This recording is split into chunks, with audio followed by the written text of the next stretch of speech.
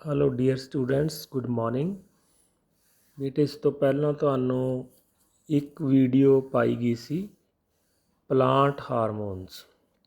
ਸੋ ਉਸ ਨੂੰ ਥੋੜ੍ਹਾ ਰਿਵਿਊ ਕਰਦੇ ਹਾਂ। ਹੋਪ ਤੁਸੀਂ ਧਿਆਨ ਨਾਲ ਸੁਣ ਵੀ ਲਈ ਹੋਣੀ ਆ।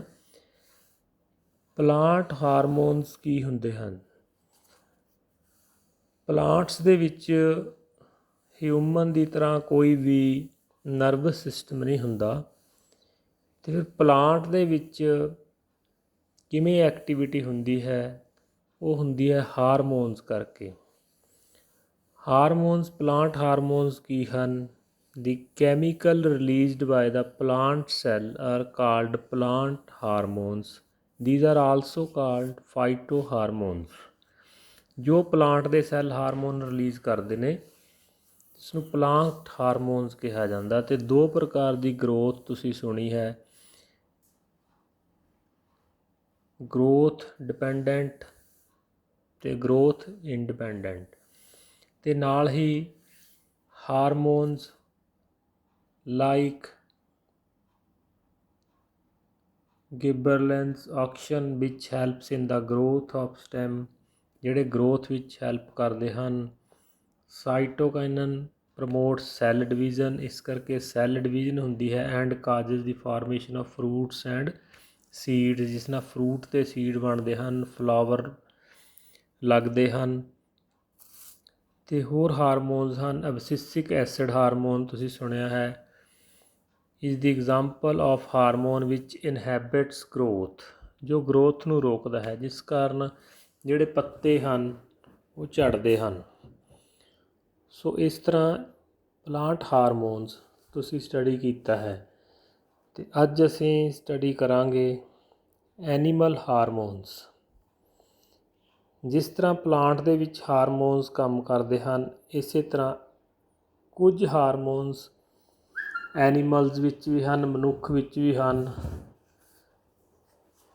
ਜਿਨ੍ਹਾਂ ਨੂੰ ਕੌਣ ਪੈਦਾ ਕਰਦਾ ਹੈ, ਇਹਨਾਂ ਦੀ ਪ੍ਰੋਡਕਸ਼ਨ ਕਿੱਥੋਂ ਹੁੰਦੀ ਹੈ? ਸਾਡੀ ਬਾਡੀ ਦੇ ਵਿੱਚ ਡਿਫਰੈਂਟ ਗਲੈਂਡਸ ਲੱਗੇ ਹੋਏ ਹਨ, ਜਿਹੜੇ ਇਸ ਹਾਰਮੋਨ ਨੂੰ ਰਿਲੀਜ਼ ਕਰਦੇ ਹਨ, ਹਾਰਮੋਨ ਨੂੰ ਛੱਡਦੇ ਹਨ। ਜਿੱਥੇ ਬਾਡੀ ਦੇ ਵਿੱਚ ਨਰਵਸ ਸਿਸਟਮ ਕੰਮ ਕਰਦਾ ਹੈ, ਉੱਥੇ ਨਾਲ ਹੀ ਹਾਰਮੋਨਸ ਵੀ ਨਰਵਸ ਸਿਸਟਮ ਦੇ ਕੰਟਰੋਲ 'ਚ ਹਨ। ਕਿਸ ਹਾਰਮੋਨ ਨੇ ਕਦੋਂ ਕੰਮ ਕਰਨਾ ਹੈ, ਕੀ ਖਾਂਦੇ ਹਾਂ ਅਤੇ ਕਿਹੜਾ ਹਾਰਮੋਨ ਕੰਮ ਕਰਦਾ ਹੈ, ਫੈਟ ਨੂੰ ਕਿਹੜਾ ਹਾਰਮੋਨ ਡਾਈਜੈਸਟ ਕਰਦਾ ਹੈ, ਇਸ ਤਰ੍ਹਾਂ ਡਿਫਰੈਂਟ ਹਾਰਮੋਨਸ ਹਨ। ਇਸ ਦੇ ਰਿਲੇਟਡ ਵੀ ਇੱਕ ਵੀਡੀਓ ਤੁਹਾਨੂੰ ਨਾਲ ਪਾ ਰਹੇ ਹਾਂ। ਉਸ ਵਿੱਚ ਕੁਝ ਪੁਆਇੰਟ ਮਿਸ ਹਨ ਜੋ ਮੈਂ ਤੁਹਾਨੂੰ ਇੱਥੇ ਦੱਸਾਂਗਾ, ਬਾਕੀ ਤੁਸੀਂ ਉਹ ਵੀਡੀਓ ਵੀ ਧਿਆਨ ਨਾਲ ਸੁਣ ਲੈਣੀ ਹੈ। ਸੋ ਇੱਥੇ ਇੱਕ ਐਗਜ਼ਾਮਪਲ ਹੈ, ਮਨੁੱਖ ਦੀ ਵੀ ਹੋ ਸਕਦੀ ਹੈ, ਇੱਥੇ ਕੈਟ ਦੀ ਲਈ ਗਈ ਹੈ। ਹਾਊ ਆਰ ਸੱਚ chemical and hormone means of information transport used in animals. ਇਹਨਾਂ ਹਾਰਮੋਨਸ ਦਾ ਐਨੀਮਲਸ ਦੇ ਵਿੱਚ ਕਿਵੇਂ ਯੂਜ਼ ਹੁੰਦਾ ਹੈ, ਕਿਵੇਂ ਇਹ ਟਰਾਂਸਪੋਰਟੇਸ਼ਨ ਦੇ ਵਿੱਚ ਹੈਲਪਫੁਲ ਹੁੰਦੇ ਹਨ। What do some animals, for instance squirrels, experience when they are in a scary situation? ਜਦੋਂ ਕੋਈ ਕੈਟ ਹੈ ਜਿਹੜੀ, ਉਸ 'ਤੇ ਕੋਈ ਅਟੈਕ ਦੀ ਸਿਚੁਏਸ਼ਨ ਬਣਦੀ ਹੈ, their body have to prepare for either fighting or running away. ਉਸ ਦੀ ਬਾਡੀ ਤਿਆਰ ਹੋ ਜਾਂਦੀ ਹੈ ਜਾਂ ਲੜਨ ਲਈ ਜਾਂ ਭੱਜਣ ਲਈ। ਹੁਣ ਭੱਜਣਾ ਹੈ ਜਾਂ ਲੜਨਾ ਹੈ, ਤੁਰੰਤ ਹੀ ਇਹ ਡਿਸੀਜ਼ਨ ਲੈਣਾ ਹੈ। ਡਿਸੀਜ਼ਨ ਹਮੇਸ਼ਾ ਮਨੁੱਖ ਦੇ ਵਿੱਚ ਹੈ, ਜਿਹੜਾ ਬ੍ਰੇਨ ਦੁਆਰਾ ਲਿਆ ਜਾਂਦਾ। ਅਤੇ ਬ੍ਰੇਨ ਨੇ ਕਿਸ ਔਰਗਨ ਤੋਂ ਐਕਟੀਵਿਟੀ ਕਰਾਉਣੀ ਆ, ਅਤੇ ਉਸਨੂੰ ਉਸ ਟਾਈਮ ਕਿਹੜੇ ਹਾਰਮੋਨਸ ਰਿਲੀਜ਼ ਹੋਣੇ ਹਨ, ਬੜੀ ਹੀ ਕੰਪਲੀਕੇਟਡ ਸਿਚੁਏਸ਼ਨ ਬਣ ਜਾਂਦੀ ਹੈ। Both are very complicated activities that we use a great deal of energy in controlled way। Controlled ਤਰੀਕੇ ਨਾਲ ਕਿਸ ਤਰ੍ਹਾਂ ਦੀ ਐਨਰਜੀ ਯੂਜ਼ ਕਰਨੀ ਹੈ।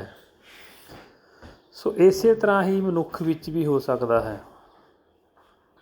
ਸੋ ਇਹਨਾਂ ਨੂੰ ਕੰਟਰੋਲ ਕਰਨ ਲਈ ਜੋ ਬ੍ਰੇਨ ਹੈ ਕਈ ਗਲੈਂਡਸ ਨੂੰ ਅਲਾਓ ਕਰਦਾ ਹੈ ਹਾਰਮੋਨ ਛੱਡਣ ਲਈ, ਕੈਮੀਕਲ ਛੱਡਣ ਲਈ, ਜਿਨ੍ਹਾਂ ਦੇ ਵਿੱਚ ਸਭ ਤੋਂ ਪਹਿਲਾਂ ਜਿਹੜਾ ਗਲੈਂਡ ਹੈ ਜਿਸ ਨੂੰ ਕਿਹਾ ਜਾਂਦਾ ਹੈ ਅਡਰੇਨਲ ਗਲੈਂਡਸ। ਅਡਰੇਨਲ ਗਲੈਂਡਸ ਵੀਡੀਓ ਦੇ ਵਿੱਚ ਅਤੇ ਇਸ ਬੁੱਕ ਦੇ ਵਿੱਚ ਪਿਕਚਰ ਵੀ ਹੈ ਜਿੱਥੇ ਤੁਸੀਂ ਇਹਨਾਂ ਦੀ ਲੋਕੇਸ਼ਨ ਦੇਖ ਸਕਦੇ ਹੋ ਕਿੱਥੇ ਕਿੱਥੇ ਹਨ। ਅਡਰੇਨਲ ਗਲੈਂਡਸ ਅਡਰੇਨਲ ਗਲੈਂਡਸ ਜੋ ਹਾਰਮੋਨ ਛੱਡਦੇ ਹਨ ਉਹਨਾਂ ਨੂੰ ਕਿਹਾ ਜਾਂਦਾ ਹੈ ਅਡਰੇਨਾਲਾਈਨ ਹਾਰਮੋਨਸ। ਅਡਰੇਨਾਲਾਈਨ ਹਾਰਮੋਨਸ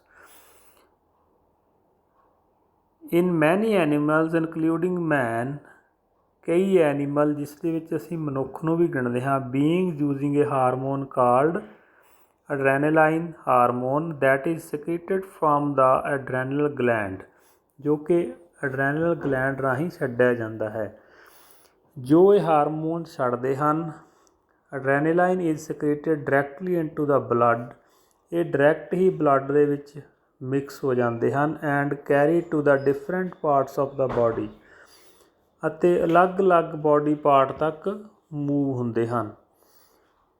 ਅਤੇ ਟਾਰਗੇਟ ਔਰਗਨ ਜਿਸ ਦੇ ਉੱਤੇ ਜਾ ਕੇ ਇਸ ਨੇ ਅਸਰ ਕਰਨਾ ਹੈ, ਦੀ ਟਾਰਗੇਟ ਔਰਗਨ ਔਰ ਦੀ specific tissue on which it acts include the heart. ਜਿਸ ਖਾਸ ਟਾਰਗੇਟ 'ਤੇ ਜਾ ਕੇ ਇਸ ਨੇ ਅਸਰ ਕਰਨਾ ਹੈ, ਇਸ ਵਿੱਚ ਹਾਰਟ ਵੀ ਰਿਸਪੋਂਸੀਬਲ ਹੈ।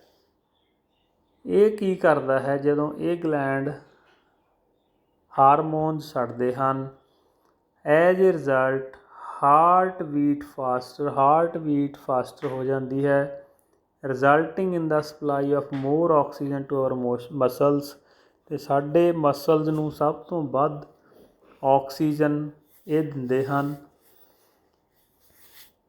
ਸੋ ਜਿਹੜੀ ਐਕਟੀਵਿਟੀ ਹੈ ਬਾਡੀ ਦੀ ਉਹ ਬਹੁਤ ਤੇਜ਼ ਹੋ ਜਾਂਦੀ ਹੈ। The blood to the digestive system and skin is reduced due to contraction of muscles around small arteries in these organs।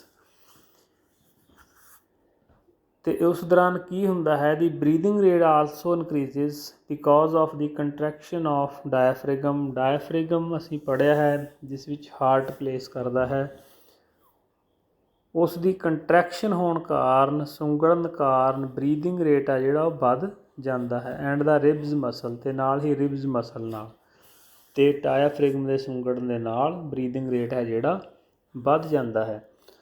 ਸੋ ਜਿਹੜੇ ਐਡਰੇਨਾਲਾਈਨ ਗਲੈਂਡ ਹਨ ਇਹ ਡਾਇਰੈਕਟ ਬਲੱਡ ਵਿੱਚ ਮਿਕਸ ਹੋ ਕੇ ਇੱਕ ਟਾਰਗੇਟ ਔਰਗਨ 'ਤੇ ਕੰਮ ਕਰਦੇ ਹਨ ਜਿਸ ਤੋਂ ਕੰਮ ਕਰਵਾਇਆ ਜਾਣਾ ਹੈ। So such animal hormones are the part of endocrine system, ਇਹਨਾਂ ਨੂੰ ਇੰਡੋਕਰਾਈਨ ਸਿਸਟਮ ਦਾ ਇੱਕ ਪਾਰਟ ਹੈ, ਇੰਡੋਕਰਾਈਨ ਗਲੈਂਡ ਵੀ ਇਹਨਾਂ ਨੂੰ ਕਿਹਾ ਜਾਂਦਾ ਹੈ, which constitutes a second way of control and coordination our body. Nervous system ਦੇ ਨਾਲ ਹਾਰਮੋਨਲ ਸਿਸਟਮ ਵੀ ਇੱਕ ਸਾਡੀ ਬਾਡੀ ਦੇ ਵਿੱਚ ਕੰਟਰੋਲ ਅਤੇ ਕੋਆਰਡੀਨੇਸ਼ਨ ਕਰਦਾ ਹੈ। ਇਸ ਦੀ ਐਗਜ਼ਾਮਪਲ ਤੁਸੀਂ ਹੋਰ ਅੱਗੇ ਇਸ ਫਿਗਰਸ ਦੇ ਵਿੱਚ ਤੁਸੀਂ ਗਲੈਂਡ ਦੀ ਲੋਕੇਸ਼ਨ ਦੇਖ ਲੈਣੀ ਹੈ ਕਿੱਥੇ ਕਿੱਥੇ ਹੈ। ਅਤੇ ਹੁਣੇ ਅਸੀਂ ਪੜ੍ਹਿਆ ਹੈ ਅਡਰੇਨਲ ਗਲੈਂਡ, ਦੇਖੋ ਕਿੱਥੇ ਹੈ ਇਸ ਦੀ ਲੋਕੇਸ਼ਨ। ਇਹ ਮੇਲ ਬਾਡੀ ਵਿੱਚ ਵੀ ਹੁੰਦਾ ਹੈ ਅਤੇ ਫੀਮੇਲ ਬਾਡੀ ਵਿੱਚ ਵੀ ਹੁੰਦਾ ਹੈ।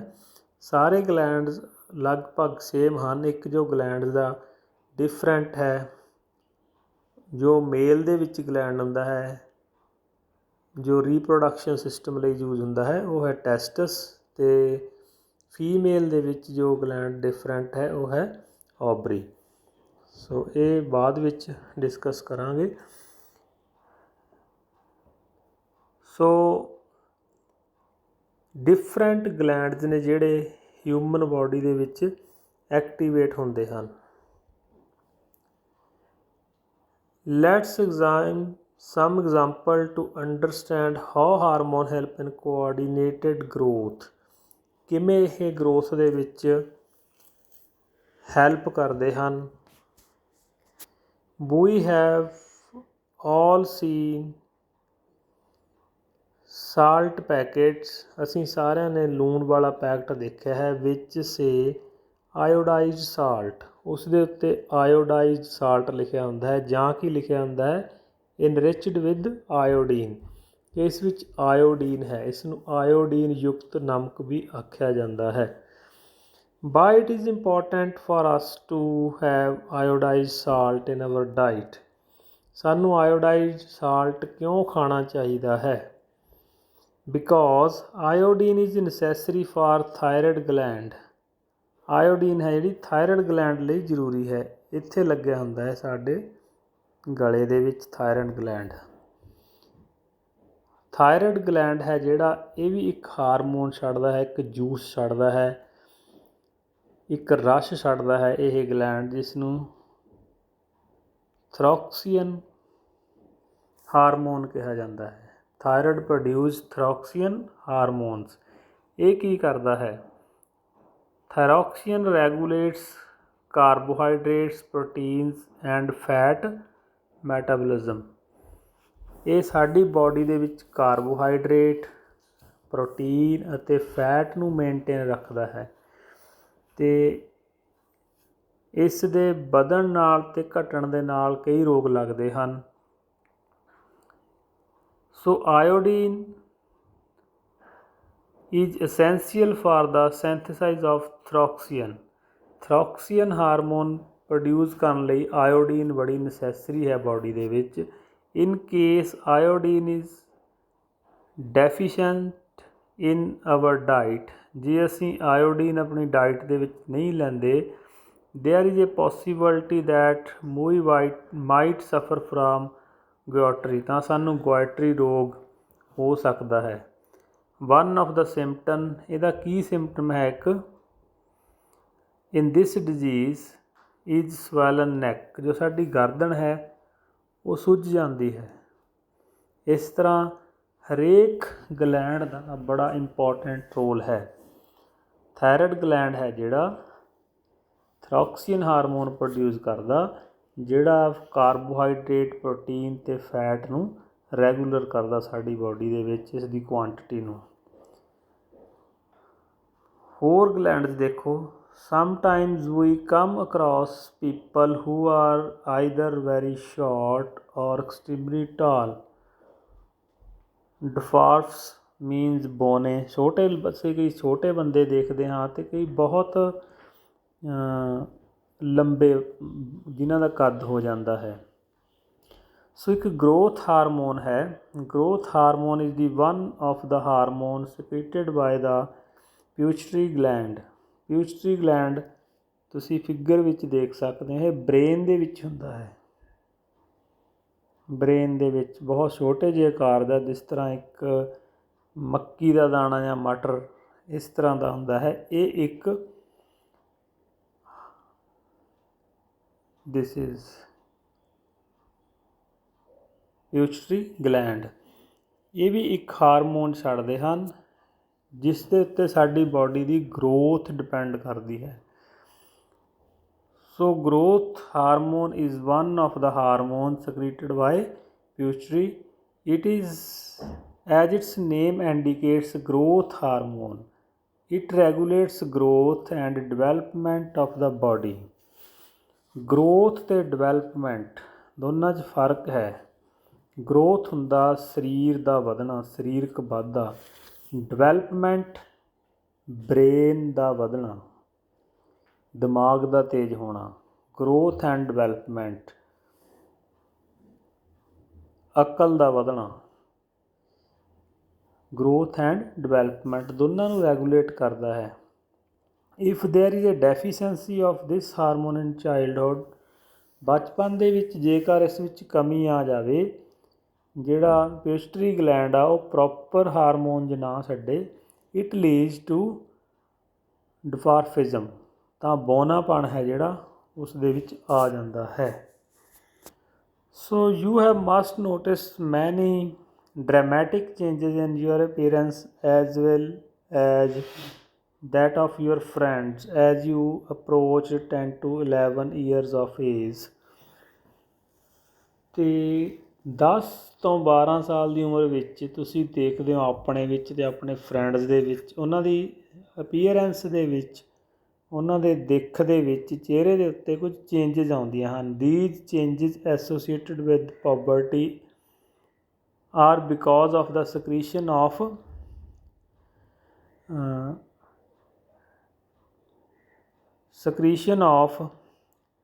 testosterone in males and estrogen in females। ਇਹ ਵੀ ਇੱਕ ਗਲੈਂਡਸ ਹਨ ਜੋ ਇੱਕ ਹਾਰਮੋਨ ਛੱਡਦੇ ਹਨ, ਜਿਨ੍ਹਾਂ ਦੇ ਕਰਕੇ ਬਾਡੀ ਦੇ ਵਿੱਚ ਕਈ ਤਰ੍ਹਾਂ ਦੀਆਂ ਚੇਂਜਸ ਆਉਂਦੀਆਂ ਹਨ। ਕਈ ਔਰਗਨ ਇਹੋ ਜਿਹੇ ਹਨ, ਸੈਕਸ ਔਰਗਨਸ, ਜਿਹੜੇ ਇੱਕ ਏਜ 'ਤੇ ਜਾ ਕੇ ਕੰਮ ਕਰਨਾ ਸਟਾਰਟ ਕਰਦੇ ਹੁੰਦੇ ਹਨ ਅਤੇ ਕਈ ਪ੍ਰਕਾਰ ਦੀਆਂ ਚੇਂਜਸ ਆਉਂਦੀਆਂ ਹਨ। ਇੱਕ ਗਲੈਂਡਸ ਹੋਰ ਡਿਸਕਸ ਕਰਦੇ ਹਾਂ। ਤੁਸੀਂ ਸੁਣਿਆ ਹੋਣਾ diabetes, suffering from diabetes. We know anyone in your family or friends who have been advised by the doctor to take less sugar in their diet। ਤੁਸੀਂ ਆਪਣੇ ਸਰਕਲ ਦੇ ਵਿੱਚ ਇਹ ਸੁਣਿਆ ਹੋਵੇਗਾ ਕਿ ਡਾਕਟਰ ਨੇ ਸੁਜੈਸਟ ਕੀਤਾ ਕਿ ਮਿੱਠਾ ਨਹੀਂ ਖਾਣਾ, ਸ਼ੂਗਰ ਨਹੀਂ ਲੈਣੀ, because they are suffering from diabetes, ਕਿਉਂਕਿ ਤੁਸੀਂ ਡਾਇਬਟੀਜ਼ ਦੇ ਪੇਸ਼ੈਂਟ ਹੋ, ਸ਼ੂਗਰ ਦੇ ਪੇਸ਼ੈਂਟਸ ਹੋ। ਇਹ ਕਿਸ ਤਰ੍ਹਾਂ ਹੋ ਜਾਂਦੀ ਹੈ? ਐਜ਼ ਏ ਟਰੀਟਮੈਂਟ ਦੇ might B taking injections of insulin. ਇਸ ਤਰ੍ਹਾਂ ਦੇ ਕੇਸ ਦੇ ਵਿੱਚ ਉਹ ਪੇਸ਼ੈਂਟ ਨੂੰ ਇਨਸੂਲਿਨ ਦਾ ਇੰਜੈਕਸ਼ਨ ਲੱਗਦਾ ਹੈ। ਇਨਸੂਲਿਨ ਸਾਡੀ ਬਾਡੀ ਦੇ ਵਿੱਚ ਸ਼ੂਗਰ ਨੂੰ ਡਾਈਜੈਸਟ ਕਰਦੀ ਹੈ। This is the hormone which is produced by pancreas gland. ਇੱਕ ਪੈਨਕ੍ਰੀਆ ਗਲੈਂਡ ਸਾਡੀ ਬਾਡੀ ਦੇ ਵਿੱਚ ਹੈ, ਤੁਸੀਂ ਇੱਥੇ ਦੇਖ ਸਕਦੇ ਹੋ।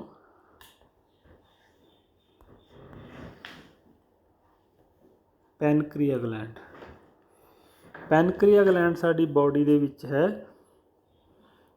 ਜੋ ਇੱਕ ਹਾਰਮੋਨ ਛੱਡਦਾ ਹੈ, ਇੱਕ ਜੂਸ ਛੱਡਦਾ ਹੈ, ਜਿਸ ਨੂੰ ਇਨਸੂਲਿਨ ਕਿਹਾ ਜਾਂਦਾ ਹੈ। ਹਾਰਮੋਨ ਹੈ insulin.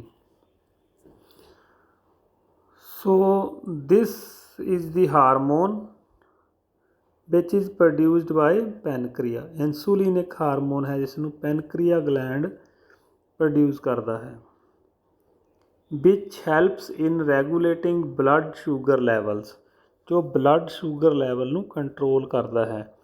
It is not secreted in proper amounts। If it is not secreted in proper amounts, ਜੇ ਪ੍ਰੋਪਰ ਅਮਾਊਂਟ ਦੇ ਵਿੱਚ ਨਾ ਹੋਵੇ, the sugar levels in blood rises causes ਮੈਨੀ ਹਾਰਮਫੁਲ ਇਫੈਕਟਸ, ਤਾਂ ਸਾਡੀ ਬਾਡੀ ਦੇ ਵਿੱਚ ਸ਼ੂਗਰ ਲੈਵਲ ਵੱਧ ਜਾਂਦਾ ਹੈ।